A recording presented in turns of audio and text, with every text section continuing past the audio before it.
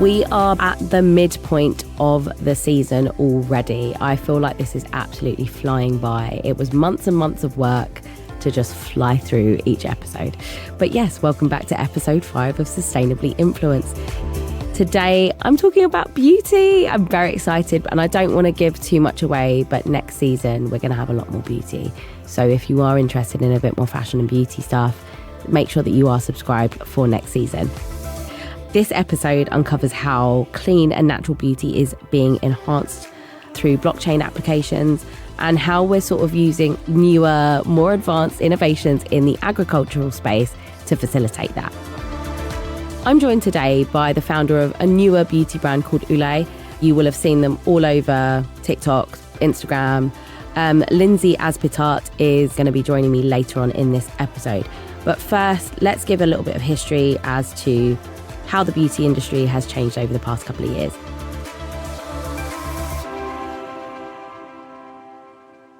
In recent years, we've seen that the beauty industry has really embraced technology as a really powerful tool for enhancing sustainability, from reducing waste in packaging through 3D printing or formulating products using AI, which is wild, but I think it's absolutely incredible and what an innovation to make. By doing this AI, kind of creating the products and formulating them, it allows them to optimize resource use. Technology is really revolutionizing the way that cosmetics and skincare are produced.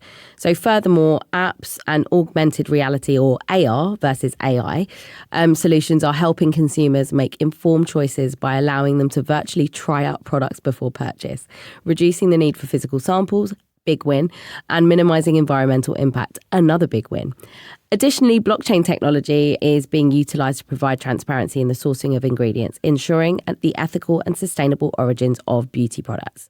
These innovations showcase how the beauty industry is harnessing technology not only to enhance product performance, but also to reduce its environmental footprint, aligning with the broader sustainability movement.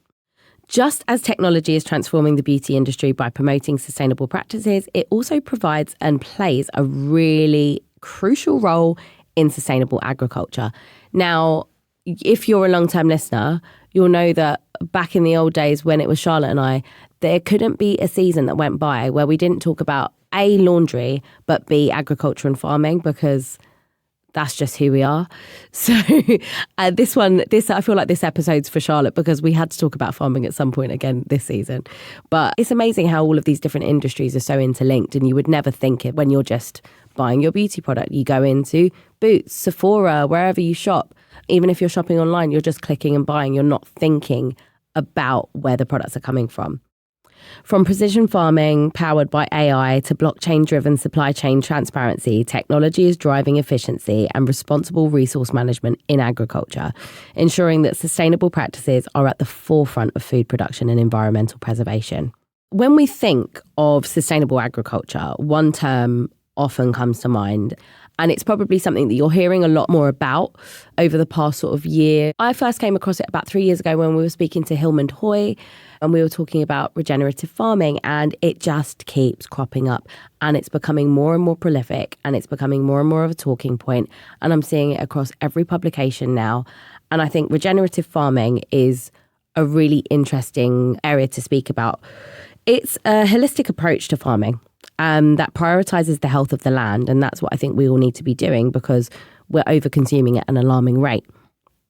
Practices like crop rotation, cover cropping, and minimal tillage are employed to restore soil health and biodiversity. And regenerative farming is a stark departure from conventional agriculture. It focuses on getting more out of your crops, not just in terms of the quantity, but also in the quality of the type of product that you're producing. By nurturing the soil and respecting the natural rhythms of ecosystems, regenerative farming not only enhances the natural beauty of landscapes, but also promotes ecological harmony. Now, I think I get really excited when we're talking about farming because if you follow me on Instagram, you'll know that I like to call myself an avid farmer. I grew 6 tomatoes this summer, and essentially that's me. I'm a farmer now. So yes, please excuse me. I'm not completely delusional, but I just like to make the joke because I feel like that I've maxed out at life now. This year, I want to grow courgettes and potatoes, and I want to grow some peppers, but I did strawberries and tomatoes this year. And considering we didn't have the best summer, but September was incredibly hot, it actually increased my I want to say crop in inverted commas, by quite a significant amount. So I think it went from 6 tomatoes to 12. So I'm really happy with that for my investment. I can't feed the family on it, but it can feed me at least. Another innovative approach to sustainable agriculture is vertical farming, and this is another thing that we're probably hearing a lot more about. It seems really futuristic, but the concept involves growing crops in stacked layers, often indoors or in a controlled environment, meaning that you can really ensure the efficacy of how things are being watered and monitor for sort of bugs or any other little creepy crawlies that might cause harm to your plants. It's a really, really space efficient method of growing, and it can be implemented in urban areas. So it's reducing the need for expensive and expansive farmlands. Vertical farming offers a whole host of advantages, and I'm desperately looking at getting a kind of, not a vertical farming tower for my garden, but just something that I can put up on the fence that is stackable and I can grow in the little slots that they provide with the actual grower. That kind of, it's like a trellis, but it goes up on the wall and it has like little individual pots, so everything interlinks. It's very cool. I can't remember the name, but I will share a link in the show notes if I remember. So growing ingredients in a controlled environment ensures that the quality and consistency of the produce remain the same throughout the year, which is what I was saying before. This reliability is especially appealing to consumers and chefs who demand top-notch creme de la creme ingredients for culinary and aesthetic purposes. However, like agricultural practice, vertical farming has its drawbacks. One significant concern is the reduction in biodiversity. Unlike traditional farming, where diverse ecosystems exist alongside crops, vertical farming's controlled environment limits the variety of plant and animal species. But it's essential to recognise that the sustainable agriculture landscape is not a one-size-fits-all solution. Each method, whether it be regenerative or vertical farming, offers unique benefits and challenges. The key is to kind of strike that balance, utilising the strengths of each to enhance natural beauty whilst nourishing our planet. Now, I really want to get into the beauty segment of this episode. So we are speaking to Lindsay Azpitarte, who is the founder of Olay.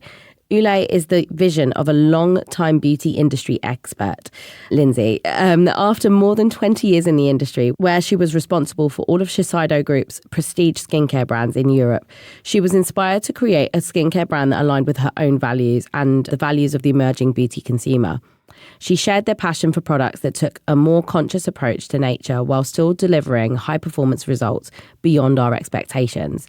It was essential that the creation of her vision follow an entrepreneurial path while leaning on the Shiseido Group for their extensive knowledge on R&D and product performance. After persistently and passionately pitching her concept to the CEO of the group, who positively challenged her and resonated with her pursuit of continuous innovation in the industry, she was finally given the green light to make her vision a reality. So she assembled a team of cosmetic experts and forward-thinking innovators who shared her desire to move the beauty industry positively forward. Let's chat with Lindsay. Lindsay, thank you so much for joining me. I'm really excited to speak to you. This episode is all about sustainable agriculture, and I want to really deep dive into how natural beauty is being enhanced by sustainable agriculture and the innovations in that area. So let's get into this first question. Sustainable agriculture, as I said, plays such a vital role in the beauty industry's shift towards natural beauty and more eco-friendly products. How are sort of technical advancements reshaping sustainable farming practices, and how do these practices directly contribute to the creation of natural ingredients for beauty brands? Well, I think that actually when you look at sustainable agriculture, there's two directions that they're heading in. First of all, one is actually going more towards very traditional ways of farming, like regenerative farming, which is basically crop rotation, which I'm sure you know about, and really just like taking care of the land, the soil, so that soil stays rich and you're going to get more out of your crops, right? And it's obviously better for biodiversity. That's one way. And there are a lot of actually natural brands doing that more and more for their ingredient sourcing. And then there's a whole, on the flip side, there's this kind of high-tech agricultural going on, which is farming, which is what we call vertical farming. And that is basically nature in a lab, grown in a lab. And the way I'm saying it sounds horrible, actually. But the idea comes from, obviously, the food industry. And the idea is basically that there's less and less land to feed the population across the world, right? So the idea is, how can we bring basically crop growth closer to where people live? And how can we get an abundant supply of that, right? And that's kind of where it started. So when I started my project, I instantly thought about vertical farming because it was a way for me to produce a lot of ingredients locally that normally come from across the other side of the world. So I think that there's a huge sourcing industry problem with our industry, right? First of all, because it's hard today to get all the ingredients you want because there's so much going on with the environment, as we all know. And so you can't really depend on perfect seasons as much as you could in the past. So companies aren't able to source as much as they were or to count on the quality of the ingredients they were getting, the plants that they were getting, their formulas. That's the first thing. And I also saw something that I had an issue with, which is sourcing ingredients across the world, shipping them basically back to where you're formulating to then ship it out again to sell the products. That was a very lengthy answer to your question. That's fine. We like lengthy answers on Sustainably Influenced. I really enjoyed what you were saying there. And I know you said it's quite funny that when you talk about vertical farming, it sounds quite almost a bit scary. Yeah, it's a bit scary. It sounds almost like it's sci-fi or something like that. It sounds like the genetically modified foods or things like that from the 90s and the early 2000s that we spoke about.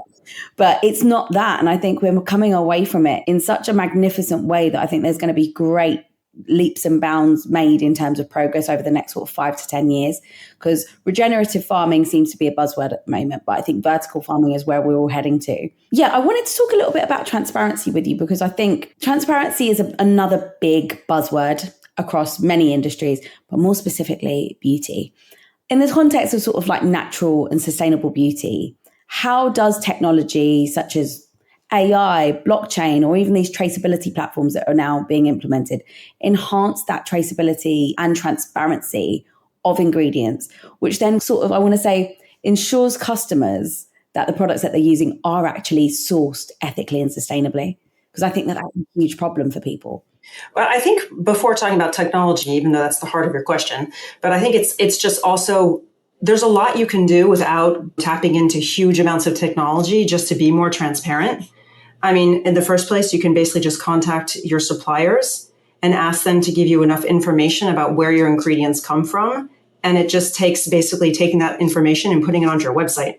And I think that, so the first thing is just utilizing the information you have and putting it out there, right? So that consumers can discover what your products are really about, where the ingredients are sourced. So you don't necessarily need technology per se to do it.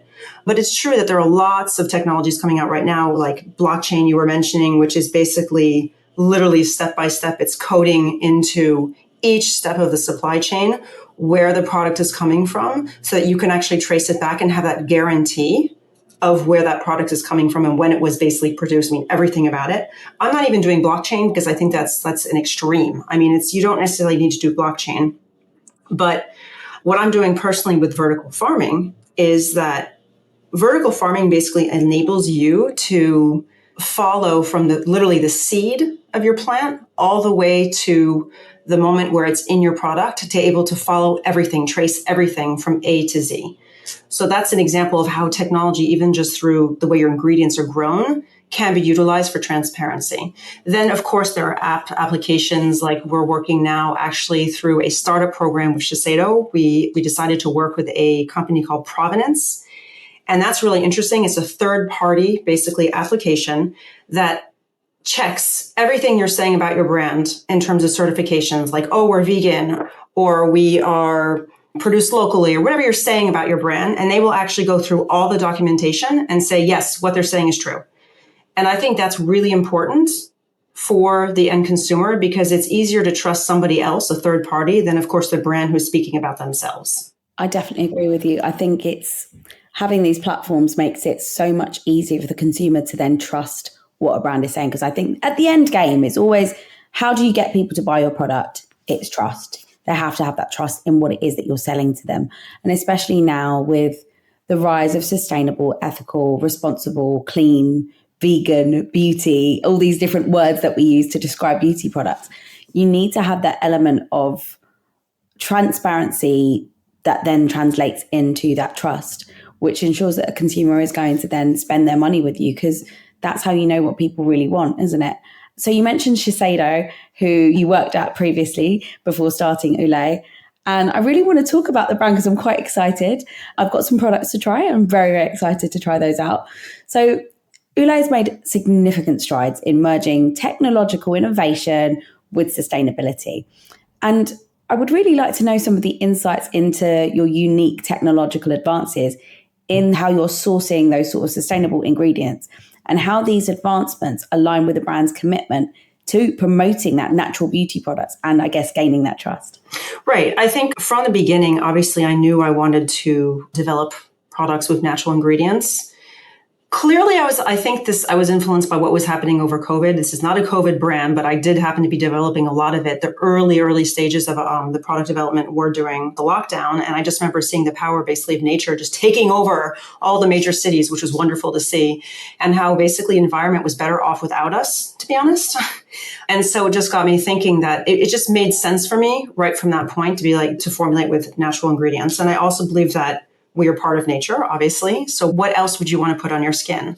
Not that I'm against synthetic ingredients. It just happens to be that that's where I wanted to take these products. But I think that that's really valid to say as well, because so many brands will say that they're 100% or 99% organic or clean or responsibly sourced, but fail to admit to the fact that they do have to sometimes use synthetics.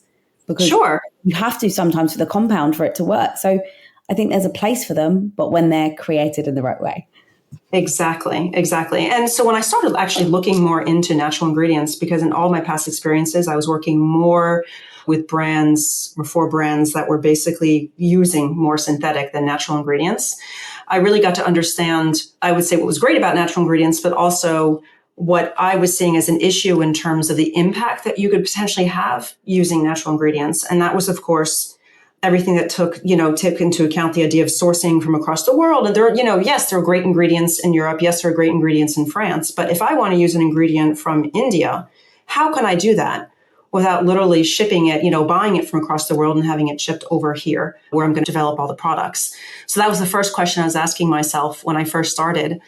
And the other thing, and this is more about quality control, but when you purchase natural ingredients, let's say from a third party, from a supplier, you don't necessarily know what kind of quality you're going to get because you're not there. You're not seeing it. It depends on the season. So I really saw technology and vertical farming as a way to create something that is extremely actually being done under a controlled environment. So that's guaranteeing a certain level of and consistency in terms of quality. So that's the first thing I saw with natural ingredients was just that it's not necessarily that sustainable. And the other issue I had at the time was sourcing natural ingredients. And by the way, we do also use natural ingredients that do not come from vertical farming. So, we use cider, for example, from the north of France. And there are many different ingredients that we use that are also just coming from local farms. But the issue also for me is we have less and less arable land, right? Land that we can use for food, for things that essentially are more vital to the survival than cosmetics, even though I really believe that cosmetics have an important role to play in everybody's lives, of course. But so I was thinking to myself, do I want to contribute to the idea of just using mass production for cosmetics and taking up all that space that maybe should be used for things that are more important, like health or, eating? So that's another reason why I went to vertical farming as a solution, because it's a way to, you use very little space basically to get all the plants that you need for your formulas. I think that's incredible. I'm so glad that you've said that, because I think my mind was that it was all vertical farming with other ingredients, but then not thinking that some things can't be grown in that way. So they need the natural environment in order to grow at the best quality and the best volume for the crop. So I'm glad that you've mentioned that, because I think for me, I was just so focused on the vertical aspect of it, but we'll never lose traditional agriculture and traditional farming methods. No, and I don't think we should. And I think it's also important to support also local agricultural practices. And it's important.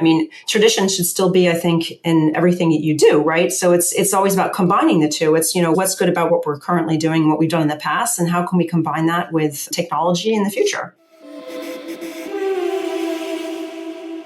We're all on a journey towards a greener future, making conscious choices about the products we buy. Have you ever wondered about the origins of the jewellery you wear? Well, wonder no more. Ernest Jones, Britain's favourite high street jeweller, is launching an exclusive new collection called Origin by Ernest Jones. This dazzling collection features 28 diamond rings from classic solitaires to contemporary halo designs. But what sets it apart is the transparency it offers. Every diamond in the collection is fully traceable, responsibly sourced, and handcrafted in recycled platinum or gold. How do they do it? With cutting-edge blockchain technology, you can now trace your diamond's unique journey from the depths of the earth to your finger. The blockchain records every step, including design, sourcing, cutting, and assessing, giving you a digital passport for your diamond. Ernest Jones is a proud member of the World Diamond Council and the Responsible Jewellery Council. They've partnered with trusted suppliers to ensure their diamonds are conflict-free, responsibly sourced, and come from ethical mines that prioritise the well-being of miners and the environment. And guess what? Ernest Jones is the first UK retailer to bring this fully traceable blockchain-powered collection to their high street stores. So join us in leading the way to a more sustainable future with Origin by Ernest Jones. Let's make a difference, one diamond at a time. Shop the collection now in-store or online at ernestjones.co.uk. The demand for sustainable beauty products, as I said before, is definitely on the rise. I think over COVID, there was something on like a 19% year on year sort of search on Google about sustainable fashion and sustainable beauty.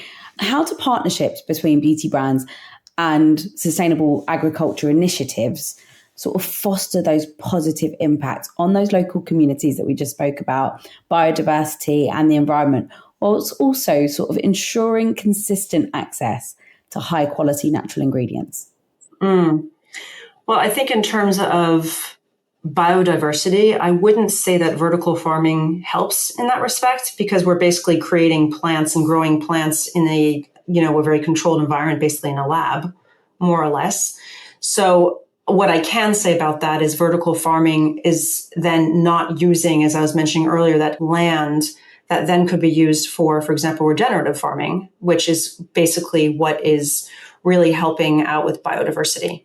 Vertical farming enables us to also support local businesses. So we're working with a startup in France, close to where our production site. It's a startup called Tower Farm, and we're working with them. We're also working with another vertical farming company called Jungle in France as well. So we're creating basically business, obviously, for these local startups. And I think it's super important for them to have, these initial clients in beauty. They were actually working initially more for local supermarkets for like lettuce and herbs. And so now we're helping together. We're kind of speaking more about sustainability. We're making it more public. And it's interesting because even like with supermarkets, when I was initially working with them, I said, oh, you're selling, your lettuce at such and such, somewhere, a local supermarket, but they don't actually promote it as being local, as vertical farming. They would say on the packaging, like, oh, it's fresh and it's local. And I'm like, why are you hiding the fact that it's vertically farmed? And I guess because people don't understand it. And so they think you were saying earlier, like if it's like genetically modified or something, which obviously isn't the case. So education is key as well in what we're doing. And I'm glad that through our brand and the partnerships that we've created, we're able to really promote what's good about vertical farming and how technology can actually help move agriculture forward. And I think that's kind of segued us very nicely into my last question, which is all about education. So I think as we're moving towards this more sustainable beauty industry, which I do think the beauty industry is probably further behind than other areas, what role does that kind of consumer education play? And how can technology be leveraged to then bridge that gap between the consumers and the knowledge that they need to make those informed choices about the brands that they support, like Ulay, and their sustainable practices? Yeah, I think it's interesting. When I went into this project, I deep dived instantly into the whole sustainable aspect of it, from packaging to ingredient sourcing, which we've spoken a lot about together. And I had this vision in my mind that like the number one reason why everybody was going to buy Ulay products was because they were sustainable, which is definitely not the case. Because in the end, you're buying a product because the product is bringing you what you're initially buying it for, which is, for beauty products, for example, it's making my skin look better. It's pleasant. It's a wonderful experience for me.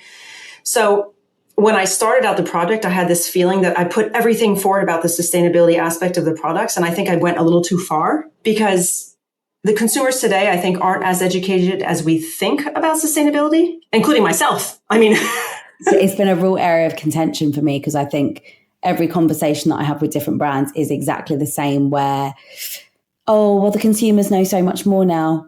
Oh, Gen Z knows so much more now. I'm like, they don't. They don't know unless you tell them. People are inherently lazy. And what is it? There was a report that came out that said like the average 25-year-old has like a 7-second attention span. And I think that we're presuming that people have all of this knowledge. They don't. They hear the words, they hear the buzzwords, and they think that they know what it means, but it could mean 100 different things to somebody. So, yeah.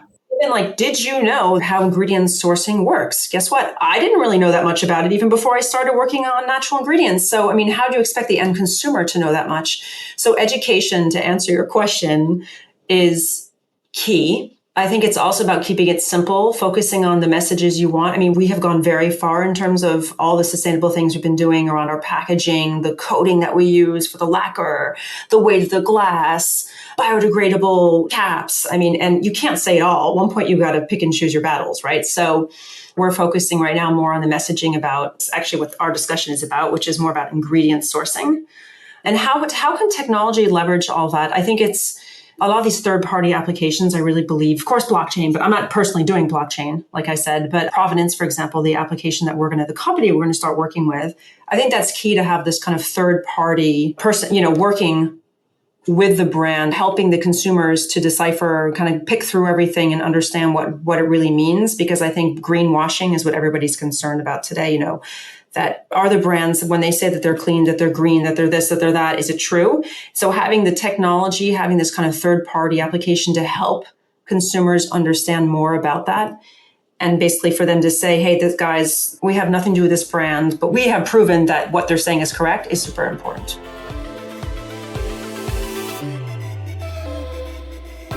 So I hope that you've gained some insights into how sustainable agriculture can not only provide us with nutritious food, but amazing skincare too. So thank you to Lindsay for your contribution, because I feel like it was really interesting to be able to chat to you, especially as a beauty founder. I do love beauty and I don't talk about it enough. So it was very exciting for me. That's it for another week, and we are at the midpoint of the season. So next week we're going to be talking to our friends at Trust Trace, who were on the last season of the podcast, but a different team member. And we're going to be talking about whether technology is actually able to empower climate action. I don't want to give too much away, but make sure that you listen to next week to answer that question. So until then, make sure that you're subscribed and listen back to previous episodes of Sustainably Influenced on all good podcast platforms. You can follow at Sustainably Influenced on TikTok and Instagram and our newly launched platform. I'm Bianca Foley. Thank you for listening. This season of Sustainably Influenced was produced by Content is Queen, sound editor Amber Miller, and presented by Bianca Foley.